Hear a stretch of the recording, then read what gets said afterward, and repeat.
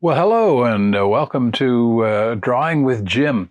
We're going to draw a rose this week in pastel. The reference photo is on the left. It's by Josh13 from pixabay.com. Be sure and check out his work. It's got some beautiful photography there. But as I draw this week, you could do this either in pastel or you could do it digitally like I am. But pastels work really well. You can use a dark paper or a black paper. I like drawing on a black surface. Of course, the reference photo is on black, but pastels on a really dark paper look really nice. And so I enjoy drawing this way. Now, what I'm doing right now is just sketching out the basic outline of the rose. And when you see it flash up like that, that's because I'm picking colors from the photograph so that I can match it as closely as possible. Again, that's not something that's really necessary, but I enjoy doing it when I'm doing this kind of photo. Excuse me. Your practice in contour drawing is a really good way to get a handle on how to draw a rose like this. And if you haven't watched the videos on contour drawing or you haven't done art class, then you might want to go back and look at that, because that's really what I did here at first, was just to sketch out a very rough outline of the rose itself. I used obviously what would be similar to like a piece of white chalk to get the outline.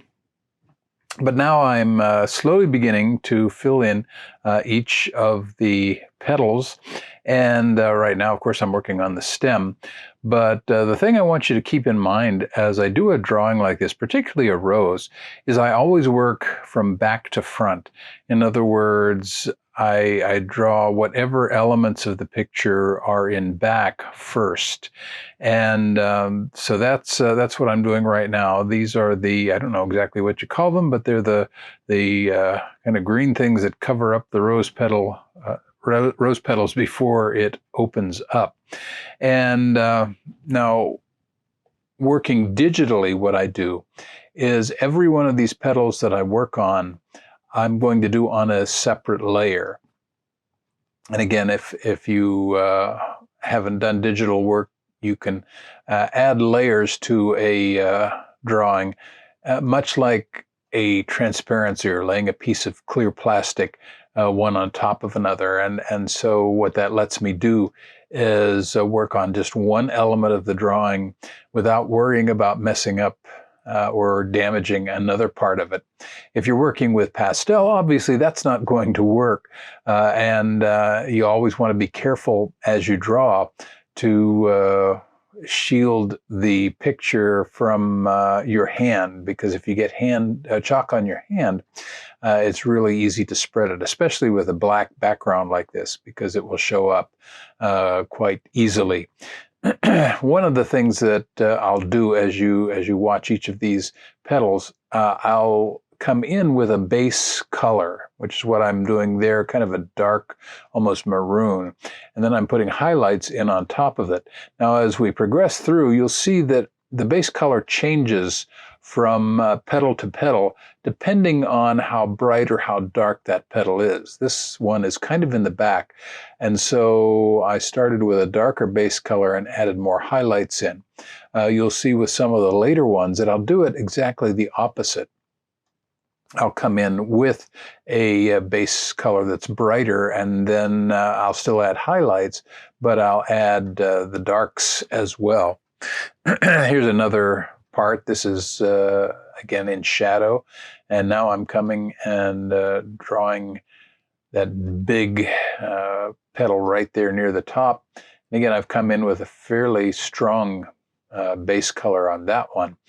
And as I fill that in, then I'm going to come back and work in the darks and a few highlights. If you're working with pastel or pastel pencil, the process is pretty much the same. You're going to lay in an underpainting, a base color, And then you're going to work other colors into that, and you're going to add your highlights, going to add your shadows, and it can be tricky sometimes with chalk, depending on the size of drawing you're working with, because a lot of times the chalk almost seems too big for what you're trying to draw. And that's another reason I enjoy working digitally, because I can change the size of my brush to the point where it's fairly easy to add some of those details. I can also blow up the picture if I'm really having trouble seeing a detail or getting it in there. But here I'm working pretty much just straight, and this is again very much how I would do it if I was working with pastels. Another thing, if you're working with pastels, pastel pencils are really helpful in adding some of these details. So you'll have your stick pastels, but you also can use pastel pencils to add finer detail. And I will do that a lot if I'm working with an actual pastel drawing. It's like here, if I were doing this, I would be coming in with a pastel pencil and then just carefully blending it. Now that would be a bigger stick there because I'm adding that shadowing in.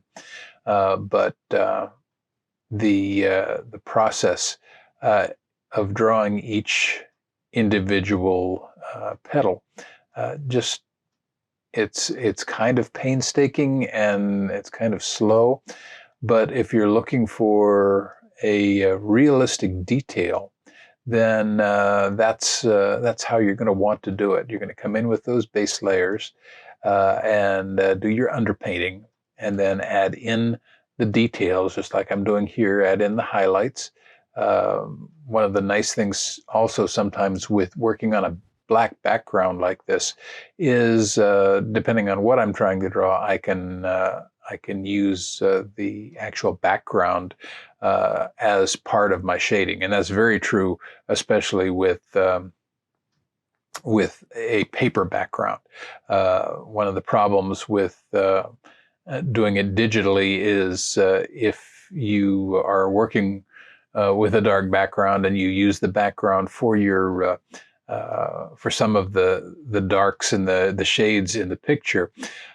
If you happen to change the color of the background, which I can do that, then it affects the whole drawing, because basically it's transparent. And so if I were to change that background of this picture I'm working on to like a dark blue, then if I used the background for some of my shades and some of my darks, then that blue would show through and not the dark black. So it does kind of work against you sometimes.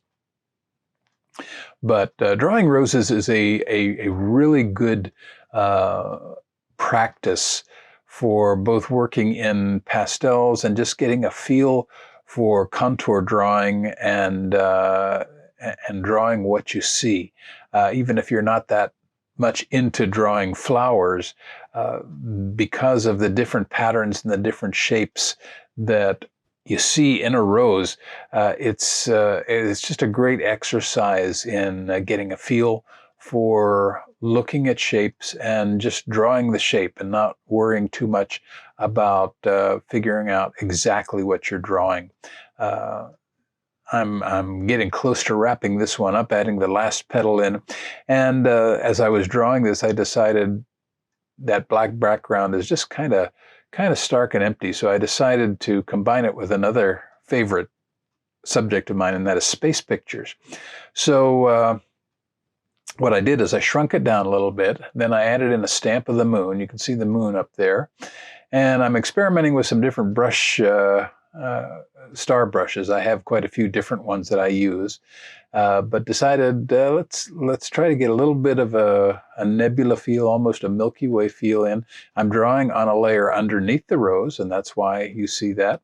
But there you have it, star rose. Hope you enjoyed it. I'll be back next week with another one. I hope you do this one yourself too. See you next week. I'm Jim Pence with See the Light.